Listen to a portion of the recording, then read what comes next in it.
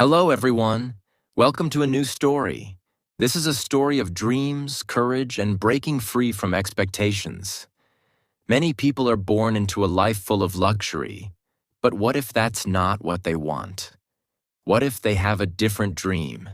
Today, we follow the journey of a young man who had everything: wealth, power, and comfort. But he wasn't happy. He had a dream that his family didn't support. So he made a bold choice to leave everything behind and chase his own destiny.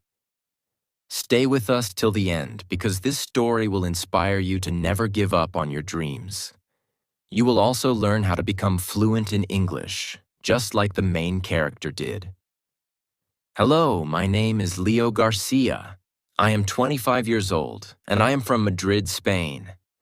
If you look at my life from the outside, you would think I am the luckiest person in the world. My father is one of the richest businessmen in Spain.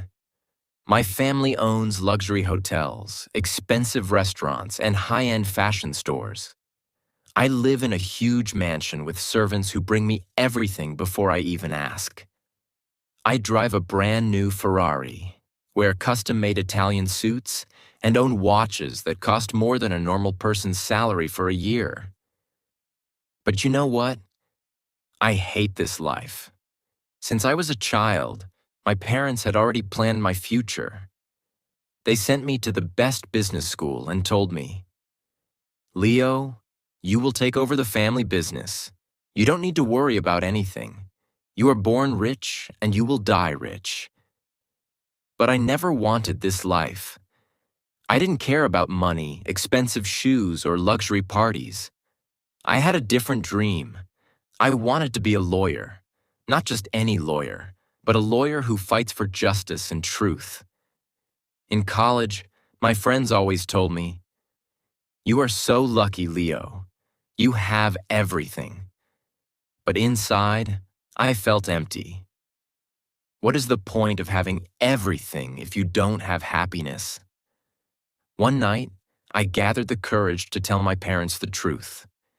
We were sitting in the grand dining hall, eating dinner under a chandelier that cost millions of dollars. I put down my fork, looked at my father, and said, "Father, I don't want to run the business. I want to be a lawyer." There was silence. My mother dropped her spoon. My father stared at me as if I had betrayed him. "A lawyer?" he said, laughing. "Leo, why would you work so hard for a job that pays less than what we make in a day?" I tried to explain. "Because it's my dream. I want to fight for justice. I want to do something meaningful with my life." But he slammed his hand on the table. "No, Leo, you will not waste your life. You will run our business, and that's final." My mother tried to calm him down, but he didn't listen. My father believed that money was everything. That night, I lay in bed, staring at the ceiling, thinking, will I spend my entire life living someone else's dream? The next day, feeling lost, I walked alone through the streets of Madrid. My feet led me to a small cafe where I sat with my coffee, deep in thought.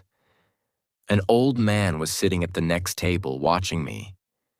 He had kind eyes and a wise face. "You look troubled, young man," he said. I sighed. "I have everything, but I have nothing. My parents want me to take over the business, but I want to be a lawyer." The old man nodded and said something that changed my life forever. In life, you cannot wait for someone to save you, not even your own parents. They will always tell you what they believe is best, but they cannot live your dream for you. If you wait for permission, you will wait forever. His words hit me like a lightning bolt. At that moment, I knew what I had to do. I went home, sat at my desk, and wrote a letter to my parents. "I love you, but I cannot live a life that is not mine. I must chase my dream, even if it means leaving everything behind." I left the letter on my father's desk. Then I packed a small suitcase. I had $50,000 in cash from my savings.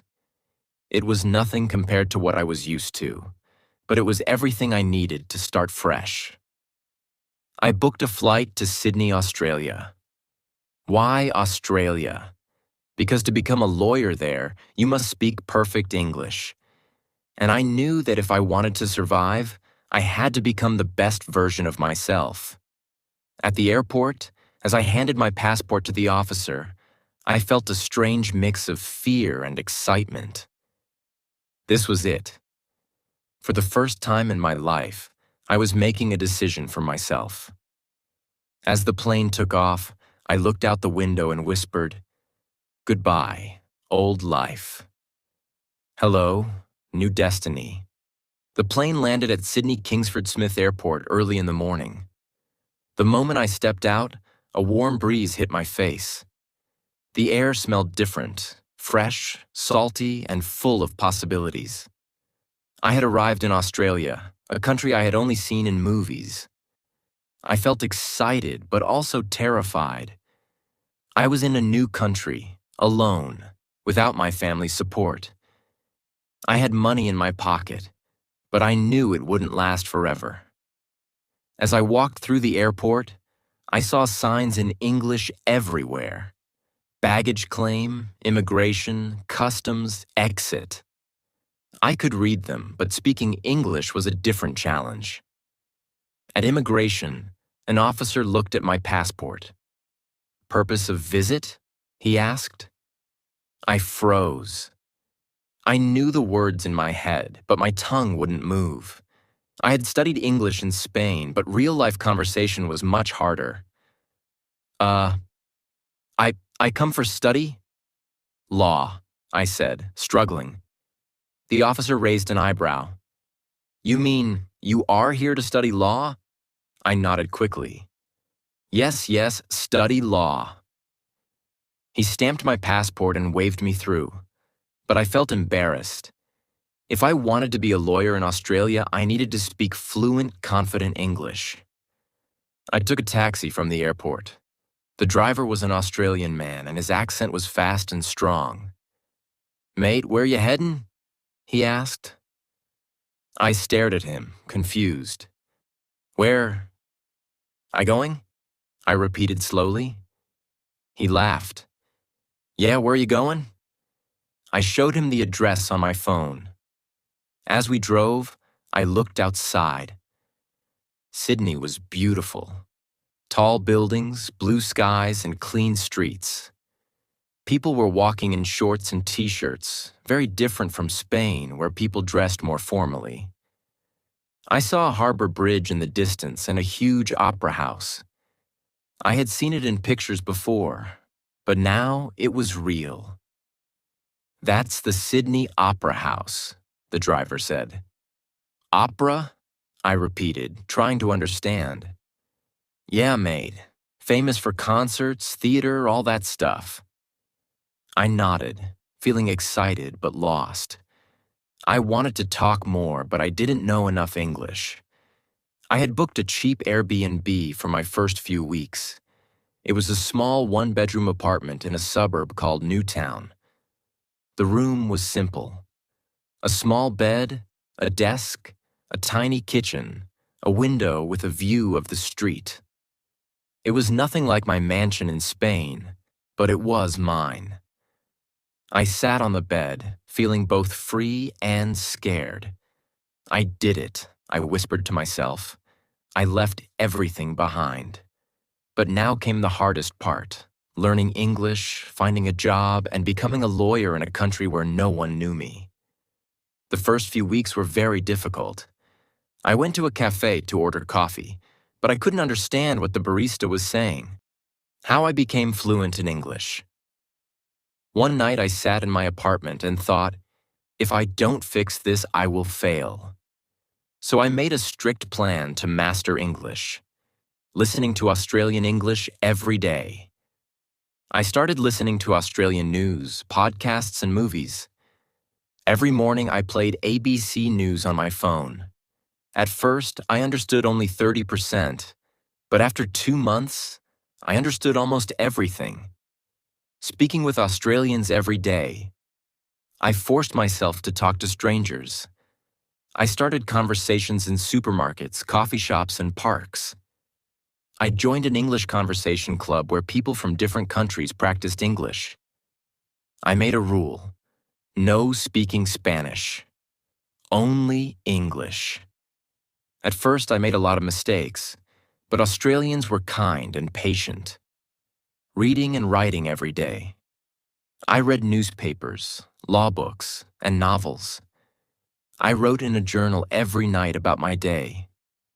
Slowly, my grammar improved, and I started to think in English instead of Spanish.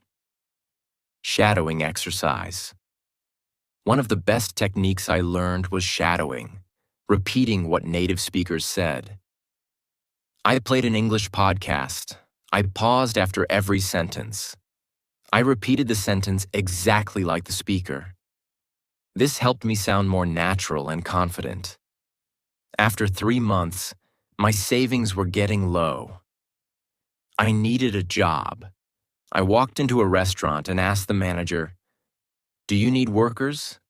He looked at me and said, "Can you carry plates?" "Yes, okay, trial shift tomorrow." I got my first job as a waiter.